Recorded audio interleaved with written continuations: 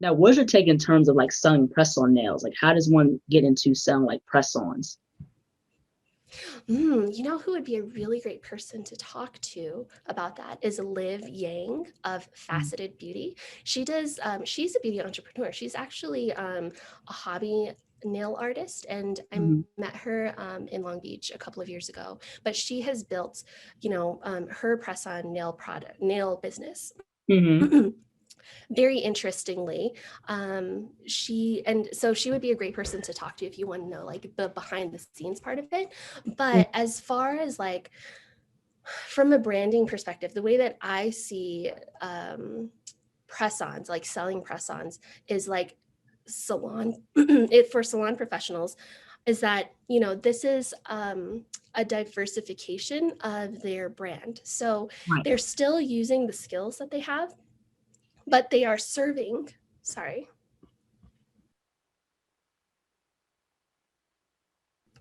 but they're serving a different demographic with those skills. Mm-hmm. So people who can't come to, Colorado to get their nails done, they can actually order the nails Mm-hmm. and it feel like they had a manicure by, a celebrity artist in Denver or something like that. Right. So I think it's a great idea. Mm-hmm. Yeah, most definitely. Yeah. In terms of nail business in general, how does one overcome fear in the nail business, especially whether it's, starting their own nail polish line or opening up their own salon? Like, what is your advice in terms of overcoming fear and starting a nail business? That's a super fun one.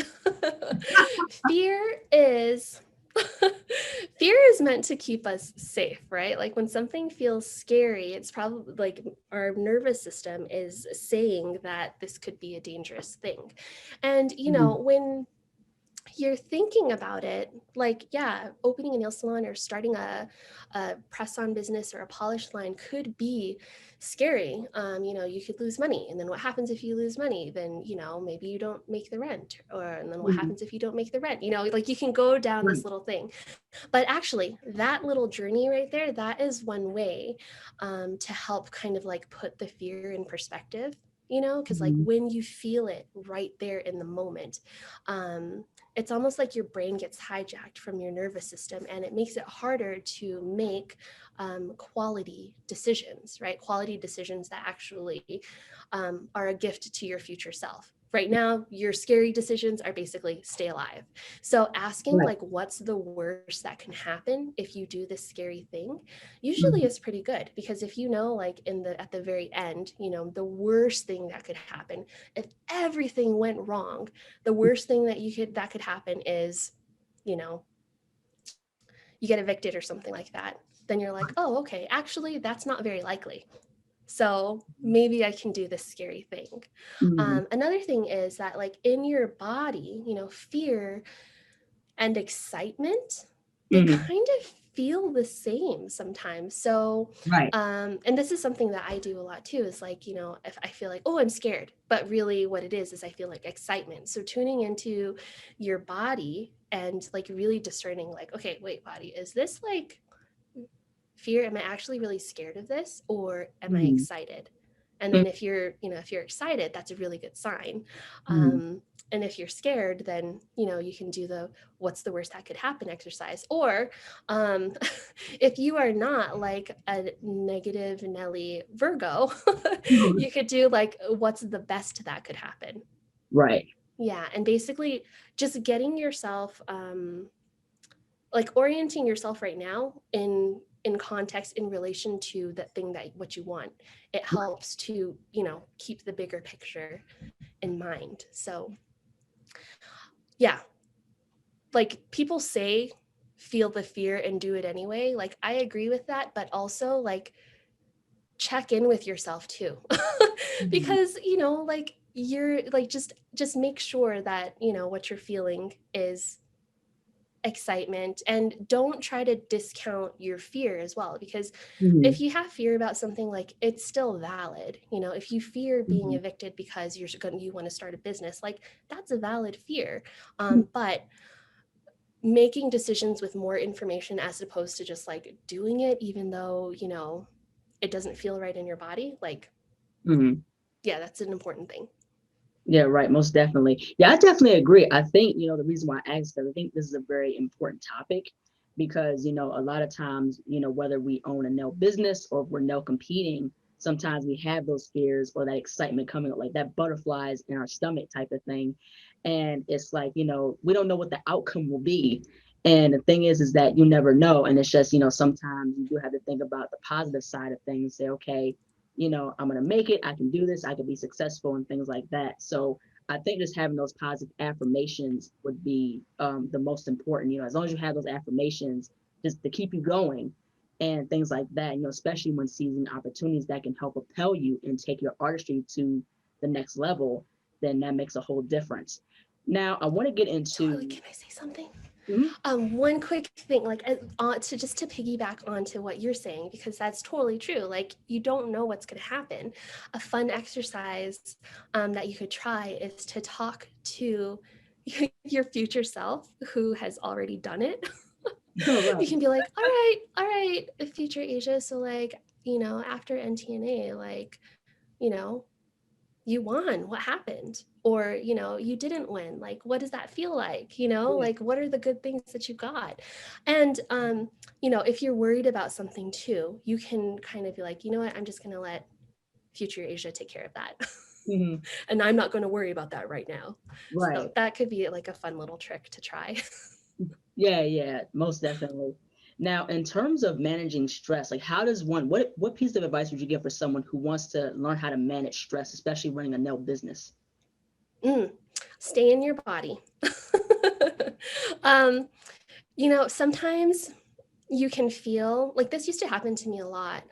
I had like if a client said something like offensive to me or something like that, I would kind of like I'm doing their nails and I can't like freak out in the middle of a service, right? So like Right, I would used to be like, I'm gonna pretend that I am an alien and I am like observing this just as like somebody who has no context or hmm, any biases, and I'm gonna see what happens. And it worked. But it's not how I want to operate anymore. Like I was saying before, with boundaries and stuff like that, and giving good customer service, when you know where you're coming from, like, you're hmm, like a bamboo, and then the wind blows and you can sway with it, but the bamboo is still there, so it can move and flex, but the bamboo is still really, really strong. And any kid who has been like hit with like dried bamboo, like spanked with dried bamboo, knows how strong it is. um, but when you know where you're coming from, then it makes things like that a lot easier. So with managing stress, I think that's a really important thing, especially when we're working one-on-one with people. It can be easy to become trapped or get comfortable in like a reactive sort of mode, like when you're right, reacting with other people. So staying in your body, like feel your feet. That's usually where I start, is like feel your feet. And when we're sitting down, feel your butt in your chair. Like, can you tell the difference between your bones? Can you tell the difference between your flesh? um, hmm, and kind of just feeling like where your energy is at the time. So hmm, if you can, sometimes some people, they can't really tell where they are in space. hmm, But sometimes you can, like if and it's fine if you can't, but just like being aware of your body, like hitting your bones, that's something that's good. So hmm, and that helps to bring your attention into your body. Breathing is a really good one too. So just something hmm, as simple as box breathing, where you breathe in for a count of 4, you hold it for a count of 4, you breathe out for a count of 4, hmm, and then you hold it out for a count of 4. Like that box breathing, if can do that 4 times, that helps to really that helps to regulate and manage your stress and maintain your body awareness as well. We can definitely geek out about this for a lot. But I think that would be like my number one tip. Probably the first tip is to just like get comfortable in your body. hmm. Yeah. Right, exactly. Now, in terms of the beauty industry, from how you first got into it to now, what has been your whole take of the progression of the beauty industry? And also, my second question would be, how important is nail education? So the industry itself, it's always been a place where, people come to express themselves, right? And I feel Mhm. like the progression in the last 16 years has been much, much more that. It has very definitely given people the opportunity to express themselves more freely. Like I Mhm. remember, um, before, I don't remember when Hunger Games came out, but after the Hunger Games came out, then everybody felt like it was okay to wear, fashion colors in their hair. Mhm. Doesn't matter like the age, ethnicity, like, gender, anything like that. Like Mhm. everybody was okay to wear different colored hair. Right. And with nail art as well, definitely in the last, I would say like 11 years, like since shellac came out, Mhm. nail art is so much easier to do, number one. Mhm. And people have discovered how to turn their nails into like really important pieces of self-expression. And I think it's cool because you just get to see more of how what people are. Mhm. And I think that has like kind of like backfed Mhm. into the industry itself to where more and more brands, especially like bigger brands too, right? Mhm. They are giving people, like more people, not necessarily even just professionals, they're giving, like lay people more Mhm. ways to express themselves through beauty. Mhm. Yeah. And so from there, education, I think, is really important. Mhm. However, I don't necessarily believe in gatekeeping with education. I mean, like, of course, it's important to be trained and it is important to be licensed, right? Like, um, in the United States, I think every state now has you have to be licensed, and that's like a health and safety thing, right? However, there are people who are self-trained like in other countries and stuff like that. Maybe they don't need licenses, or maybe it's just a Mhm. hobbyist who started a YouTube channel like during, college or something like that. Right. Like there is always something to learn from everyone. Right. So if you are a nail professional, like, and you are watching something on YouTube and maybe the person who's teaching it isn't a professional, just because they're not a professional and they don't know the health and safety part of it doesn't mean that they don't have anything to teach you. Like you have the Mhm. health and safety part of it, thank goodness, right? Because you're going to Right. charge people to do this on them. However, you can learn something from anybody. Mhm. Yeah. Yeah, most definitely. I definitely agree with that. And the thing is, I agree with what you said too. That's why I don't fully knock YouTube, because YouTube is pretty much Google University, and you can learn anything, especially with nails, because there are some nail professionals who have a YouTube channel that you can learn from. I recently got into watching videos about with the meticulous manicurist, and she's a nail tech and who does pedicures and things like that. So she does these different videos treating people's feet. And so you learn from different people. Another person, Kirsty Meakin, who's one of the top nail artists in the world. And, I think with the whole nail industry, especially with nail education, it's grown a lot. You learn so much more, different techniques. And the thing is that with the industry, I think also too, I think it's really to consider different discussions like, safety and sanitation, in terms of the safety with clients and things like that. I think that's very important. But it has grown a lot. There could be a bit of improvements. I would say a slight bit, but it's grown a We're whole. going that way. Mhm. Yeah, it's going to happen. So Yeah, most excited definitely. to see what happens. Yeah, most definitely. Yeah, I definitely agree. Now, I want to get into a fun question. So, in terms of nail products you like to use on your nails, what is like your favorite nail products? My favorite nail products. I love Vinylux because Mhm. it dries really fast. It's a weekly polish by CND. You don't need a base coat. That's another thing that I love because I love doing things fast. So you don't need a base coat because it adheres directly to the keratin in your nails, but it dries fast. So I can do, a Vinylux manicure on my way out of the salon on a Friday night, and I'm not going to mess up my nails on the drive home. So that's probably it's super simple, but that's probably like my favorite nail product to use on Mhm. myself. On my clients, I still love like gel polish and glitter. Most of my Mm-hmm. clients really love glitter. It's super simple.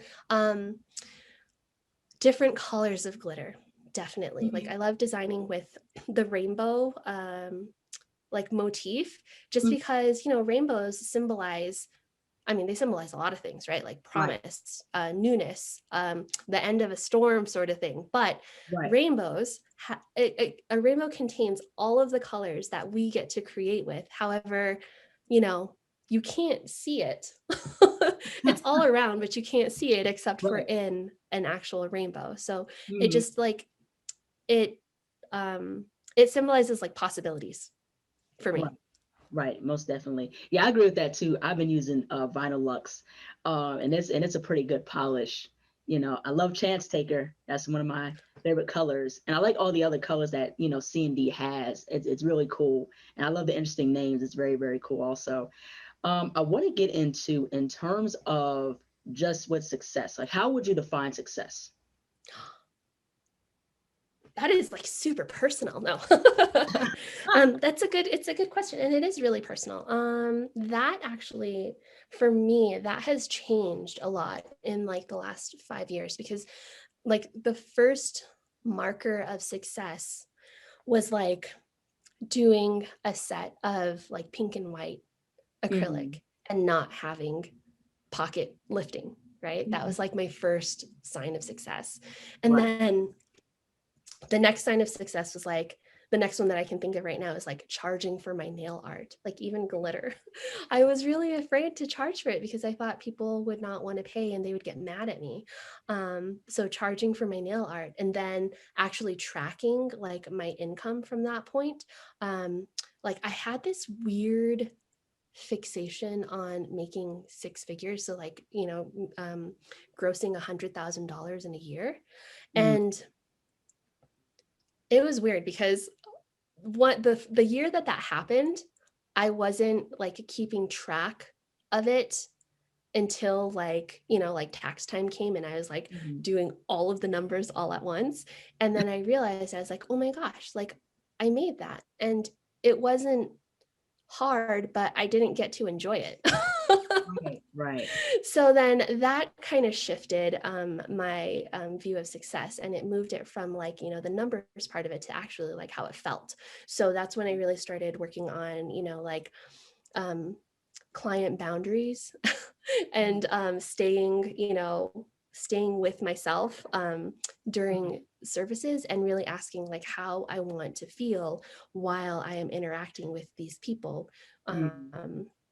every other week, twice a month Mm-hmm. for, years and years and years. So, and that's been actually like, that's where I am right now, is I'm still like, kind of figuring that part of it out. So like balancing the time that I spend in the chair with, you know, doing other things that I want to do, like doing content Mm-hmm. strategy and making websites for nail professionals, Mm-hmm. like balancing all of that out and feeling really connected to myself and to my clients while I'm doing it. Mm-hmm. Yeah, So most yeah, that's my measure of success right now. awesome. Very cool.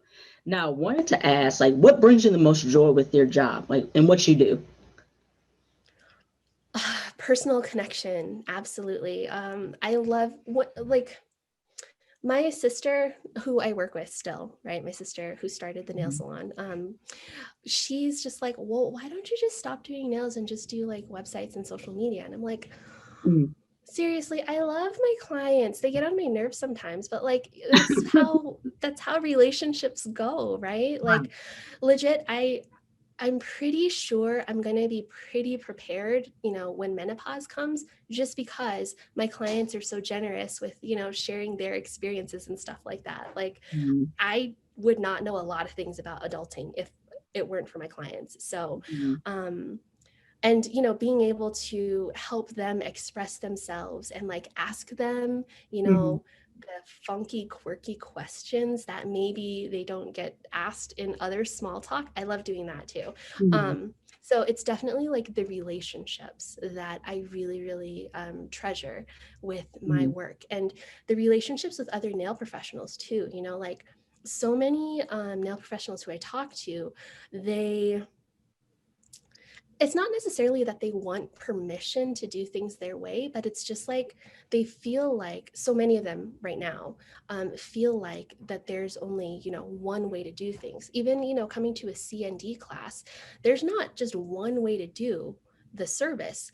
I am there as an educator to teach you the protocol that has been tested to be, to be safe and to wear for 2 or 3 weeks for your clients. And then that way, if something weird happens, then you know how to troubleshoot. That's what I'm there for. But just the way that I'm teaching you isn't the one way, So I love like talking with people, with nail professionals in that way too. And really like, on the marketing side of it, like shining a light on their magic, like a lot, because again, a lot of my clients, they kind of are like, I don't know what I'm good at, I just kind of do nails. But then like during our discovery sessions and stuff like that, it's like, oh my gosh, you create this amazing experience for your clients and you don't even know that that's special. Like, let me write that down in big old letters on your website so everybody knows. Right, right, exactly. Yeah. And last but not least, I wanted to ask, like, how do you balance work and daily life? Work and daily life, that is very difficult for me because work is kind of just where I explore and play. That's kind of like my idea playground. So I have to be really communicative with the people I live with. So I don't know. I don't know if you're familiar with human design. Have you heard of that at all? I have Okay. not. So human design is kind of like astrology and numerology. Basically it's like this system that some person channeled, that it's kind of like a personality typing sort of, thing that you can use based on your date and time of birth. And who knows if it's real or not. Really, the cool thing about those kinds of systems, I think, is just that it gives people permission to kind of just be themselves and not constantly compare themselves to other people. So my human design type is a manifesting generator, which means I go fast and I go in many different directions. And so one of the things, one of the tactics that I need to use is to like tell people what I'm doing. So that has definitely helped in my marriage. It's like, all right, I am going to be working, like I'm on my phone, but I'm actually working until, this time sort of thing. So balancing that work life is telling people in the house what I'm actually doing and how long I'm doing it for. And getting out of town, I think, helps a lot. Even for a day trip. We live fairly close, close to the mountains. We can take like a 45-minute drive and be in Boulder, like in the foothills. And just going on a little walk like that really helps a lot. That's awesome. That's kind of the same with me. I just pretty much, balance it with like, maybe watching my favorite TV show or, just relaxing, doing art and things like that. So there's many ways you can really, balance things. And of course, sometimes, there may be like a hard time is trying to get that balance in, you know what I mean? So that I think getting that balance in is very important. And I wanted to ask, and pertaining to this very, very, very last question, where can people find you on social media and how can people contact you for social media related advice? So I am on Instagram and Facebook. It's at Mary Chhea, Mary Chhea. You can find me everywhere there. My website is marychhea.com. On all of those places, Facebook, Instagram, my website, there is a link to a pricing calculator that you can use. So to kind of determine if your pricing is what you specifically need, if your service pricing is sustaining your personal life. So instead of going by, industry standards and stuff like that, you are actually rooting your pricing into what you need for now and for the future. And it's like, it's an automagical Google Sheet calculator. So you just plug in the numbers and then it calculates everything for you. All right, awesome. Well, thank you so much, Mary, for joining on to the show. I think this was a very important discussion talking about the ins and outs of the nail business, because I think this is something that all of us should really know and understand. So thank you so much again. Thank you so much for sharing your story and your knowledge. This has been a great opportunity. Thank you so much for having me, Asia. Good luck with the competition. I'm so Thank excited you. to see what you create. All right. Thank you so much. Take care. See ya. Bye-bye. Hello everyone, thank you so much for watching. Please like, comment, share, and subscribe to the channel. Be sure to click the bell for notifications. Also follow me on my social media platforms and visit my website, ASIATHABIRD.com, and be on the lookout for more interviews to come very soon. Take care and stay beautiful.